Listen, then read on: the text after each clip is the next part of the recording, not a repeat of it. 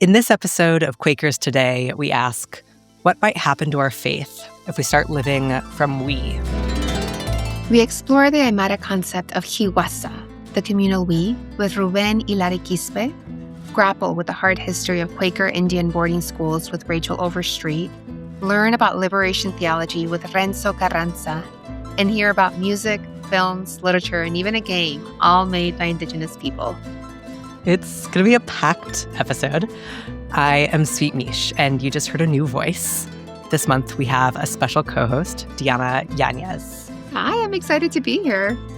Peterson is off volunteering with the Red Cross, doing disaster relief while we're doing the hard work of holding down the fort in the studio. But Deanna, can you tell us a little bit about yourself?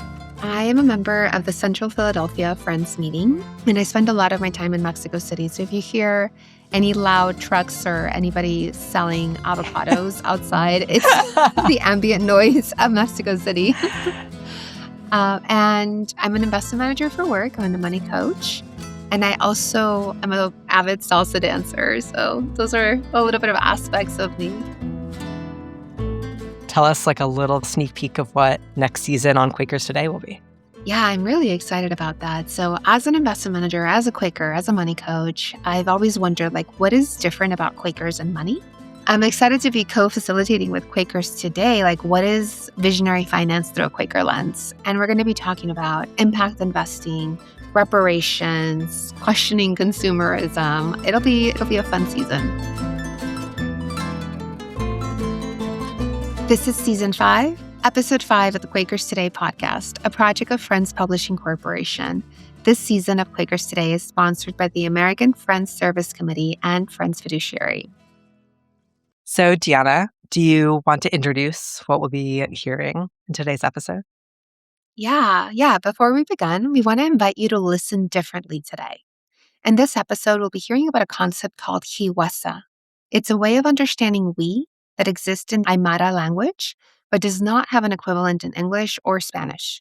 Rubén Hilari Quispe joins us as a Quaker, an Indigenous Aymara person, and a linguist, 3 identities which matter for this conversation. Jiwasa isn't just an idea or a metaphor, it's something embedded in grammar and everyday speech. If, as you listen, you find yourself thinking, I'm not sure I fully understand this, that's not a failure. That unsettled feeling is part of what Rubén is inviting us into. You don't need to translate everything into English in your head. Just notice what's happening when language stops centering the individual and starts centering relationship. ¿Sigo en español o en inglés? Okay. Well, Rubén Hilari Quispe, it's a pleasure to have you here. It was a pleasure to read your article and learn about Jiwasa. And if you could briefly introduce yourself, that would be great for our listeners. Oh, thanks, Diana. And so my name is Rubén Hilari Quispe. I was born near Lake Titicaca in the Andean place in a village which is called Walata Chico. And so we have been growing up, taking care agriculture and some camelids. And after that, I moved to the city, which is the site of the government, La Paz. And so currently, I live in El Alto city. And in a previous conversation, we were talking about jiwasificación. Oh, yeah. There is no equivalent in English because we have we for nosotros, right, in Spanish. And in Aymara, there is 3. The first one is Jiwasa, and another one is Nanaka, and the Jiwasanaka. Jiwasa means we as community, or I was trying to name in English, like saying we-ness, like saying we, or something like that, right? Because we means not just we, you and me. And Aymara Jiwasa as concept includes all the existence, things from the Western knowledge like objects, but in Aymara, it's not considered like objects. It's considered part of we, alive, literally. I want to pause this here for a moment.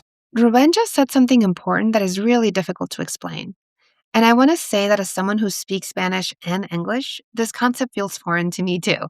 One way I'm trying to hold it is this. In English and Spanish, when we say we, it usually means me plus some other people. But what Rubén is describing isn't addition, it's belonging. It's not just who is included, but how responsibility works, how life itself is understood and shared. Even things we'd normally call objects are part of that. Let's stay with it as we go back to Rubén. Ubuntu is one example, I think, in Africa. I exist because you exist. In Jiwasa, we can amplify that concept saying, this laptop exists because I exist, right? Or I'm conversing because these things exist, like as part of this totality. In Aymara, that amplifies not just among the human being, but including all the existence. And when we think of our Quaker experience, and I know that the Quaker experience is very diverse, I can think of my own personal Quaker experience. One of the key testimonies is community. Yeah. Right? So Jiwasa is taking that community and expanding it way beyond the personal to also the invisible. That's a concept which is close to Jiwasa, the community, as a structure, as a pattern, but not just among people, including enemies, including those people who can attack us. Many indigenous languages in the Americas, not just Aymara, but maybe many languages that are Nahuatl, which is where I'm from here in Mexico, also have this concept of usness, right? Of we-ness. Yeah. I think maybe double we. Many other languages have that pattern. And so Guarani has, as well as Quechua or Hakaru, and Tojolabal, which is a language among the Nahuas, the people are always talking with tik, tik, tik, tik, which means us, or it's not just me.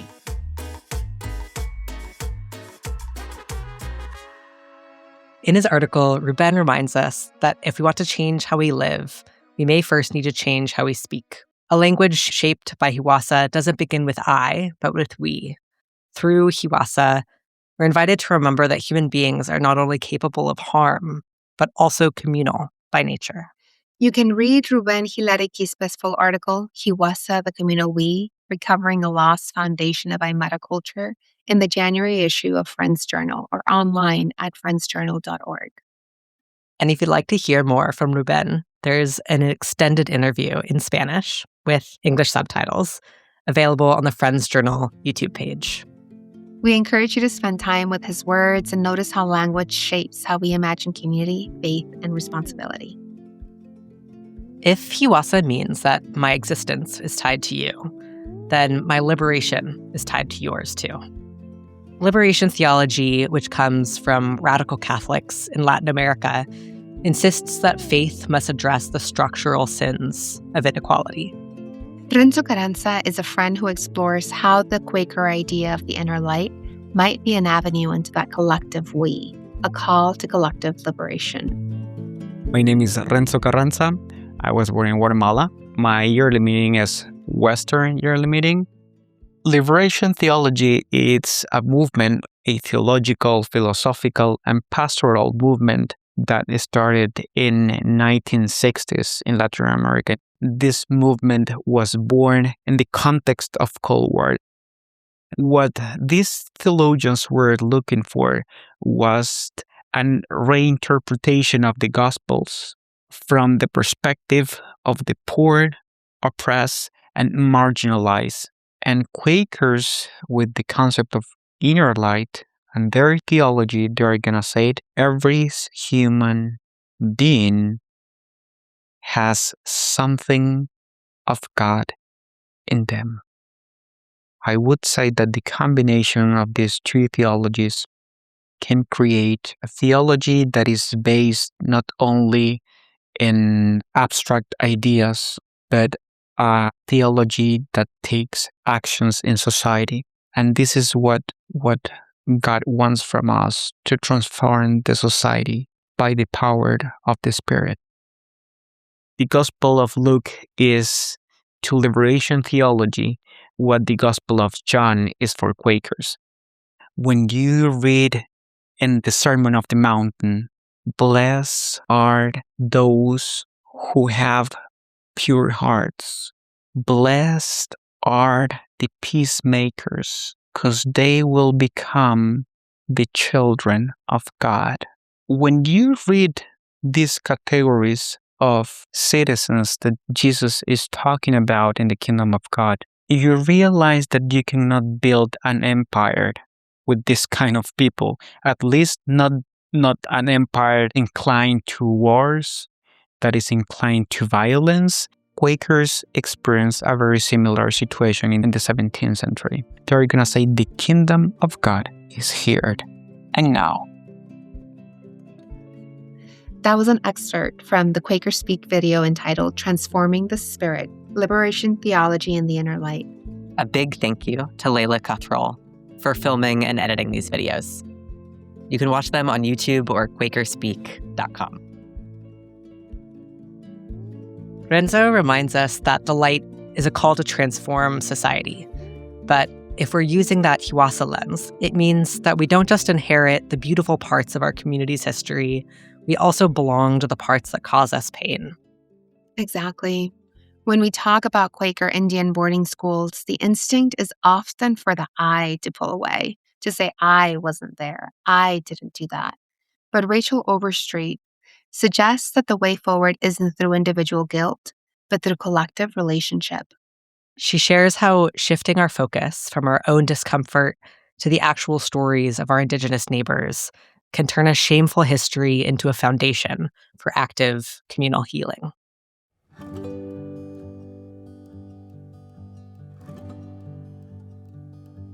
My name is Rachel Overstreet. I am Choctaw Nation from Oklahoma, although I grew up in South Dakota before moving to Washington, D.C. to work at the Friends Committee on National Legislation. I am our lobbyist for Native American advocacy. FCNL, we get a lot of questions all the time, like, why do the Quakers have a Native lobbying team and what do you work on? Valid. FCNL has had a tribal lobbying team since 1974. Our biggest issue is the Indian boarding school issue. When I meet someone who doesn't know much about these schools, the conversation might go a few ways. They'll react with disbelief that they didn't know about the system, with sadness for what happened, or with guilt for what past Quakers have done. All of these reactions are perfectly normal. I've also observed many friends get stuck in their reaction and have a hard time seeing the next step. They feel as though there's nothing to do about this history, but without an alliance with friends, Native communities are left to shoulder the burden of this history alone. Yes, the history of these schools is shameful. Yes, it may almost feel unreal that this happened, but allowing shame to cloud our judgment or slow our feet is another consequence of a culture that divides us by race instead of uniting us in action. As a Native friend, I seek comfort in the words of Joanne Bays, who said, "Action is the antidote to despair." Guilt is a very natural emotion, but it's not super useful in terms of progress or action. I did have an interaction one time with a Quaker who said, "I'm so sorry that we destroyed your culture." Almost no one alive today was involved in Quaker Indian boarding schools. I think almost certainly no one. But the institution still exists. We have a lot of feelings, I think, as any kind of people, as Quakers, as Native people, about the history of the Indian boarding school system. One of the best gifts that we have as Quakers is silence and the ability to just hold what they said and just figure out how to help. How can we be good allies instead of being, scared to do or say the wrong thing? I love her call to figure out how to help. It connects right back to Jiwasa. Stop centering your own guilt, the I, and start centering the relationship, the we. And I think what our guests pointed toward is the importance of truly seeing and honoring Native life as it is today, not just as a history of struggle, but as a living, breathing, and beautiful culture. And that brings us to our book review for the episode. In Friends Journal, Katie Green reviews a new children's book that celebrates exactly that kind of cultural vitality. It's called Chooch Helped, written by Andrea L. Rogers and illustrated by Rebecca Lee Coons. I love this story. It's a charming look at a present-day Cherokee family. The title character, Chooch, which is the shortened version of the Cherokee word boy, Atsutsa, is a 2-year-old who just wants to be part of everything. It's a beautiful reflection of family love. And the book itself is a celebration of Cherokee culture. Both the author and illustrator are citizens of the Cherokee Nation. Chooch Helped was recently awarded the 2025 Caldecott Medal. The book is Chooch Helped by Andrea L. Rogers and illustrated by Rebecca Lee Coons. Levine Cuerdo publishes it. You can find Katie Green's full review in the December 2025 issue of Friends Journal or online at friendsjournal.org. Before we go, Peterson has a recommendation for us. Here is the audio file he sent in from the field. Actually, Sweet Miche, I have several. We've compiled a list of music, films, literature, and even some games that feature Native American and First Nation topics, all created by Indigenous people. I'm going to highlight 2 of my favorites. First is a novel by Joshua Whitehead. It's called Johnny Appleseed. Now, despite that folkloric name, this isn't the American frontier myth you might be thinking of. Whitehead, who uses they-them pronouns, uses the Johnny Appleseed name as a piece of irony to reclaim a settler-colonial symbol. The story follows Johnny, a two-spirit queer Indigenous person living in Winnipeg. It's written in this beautiful, episodic, and almost fragmentary way. It's a raw and vital look at the Indigiqueer experience and how identity is woven through memory and place. If you're looking for something a bit more interactive, I highly recommend checking out Coyote and Crow. This is a tabletop role-playing game created by a massive team of Indigenous creators. What makes it so unique is the setting. It takes place in a future where the Americas were never colonized. It's a stunning example of Indigenous futurism. It doesn't just look back at history. It imagines a world where these cultures were allowed to flourish and advance technologically on their own terms. You will find links to both of these and many more Indigenous-led projects in our show notes at quakerstoday.org. And if you have your own recommendation, send it to us by email, podcast@friendsjournal.org.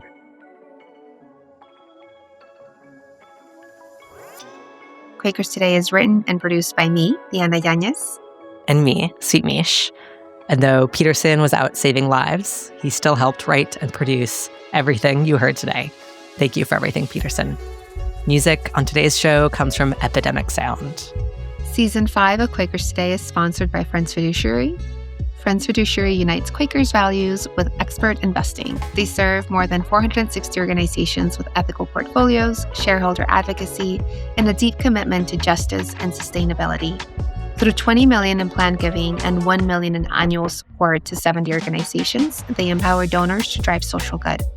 Serving as trustee for more than 80 trusts, Friends Fiduciary blends value with action, supporting equity through advocacy and charitable impact. Learn more at friendsfiduciary.org. Season 5 is also sponsored by the American Friends Service Committee. The American Friends Service Committee works at the forefront of social change to meet urgent needs, challenge injustice, and build peace. AFSC's Emerging Leaders for Liberation program helps young adults, ages 18 to 22, develop social justice and leadership skills. Over 8 months, participants learn about organizing, advocacy, anti-racism, Quaker principles, and create a community project. If you're connected to an AFSC program, a Quaker college, school, or meeting, consider applying at afsc.org/programs/emerging-leaders-liberation. Visit quakerstoday.org to see our show notes and a full transcript of this episode. And if you stick around after the closing, you will hear listeners' responses to the question, What is something you learned in school about Native Americans or Indigenous people that you've since learned is not true? Thank you, friends. May we all grow in Jiwasa and belonging. Perfect.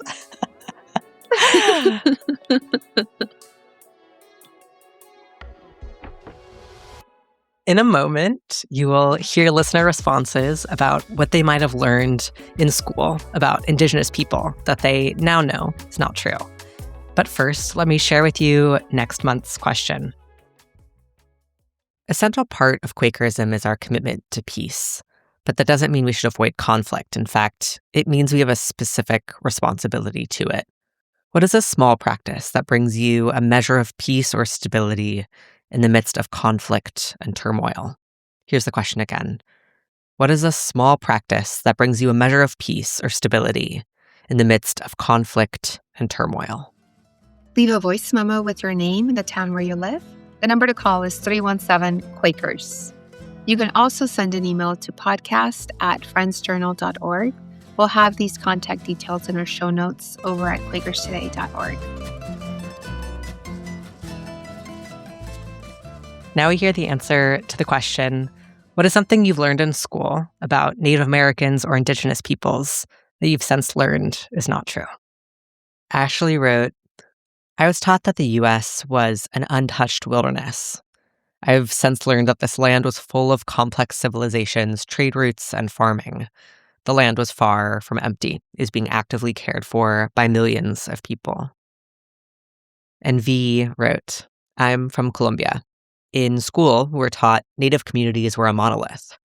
I learned that all aspects of Indigenous people's lives, their vestment, education, architecture, religious and political structures were rudimentary.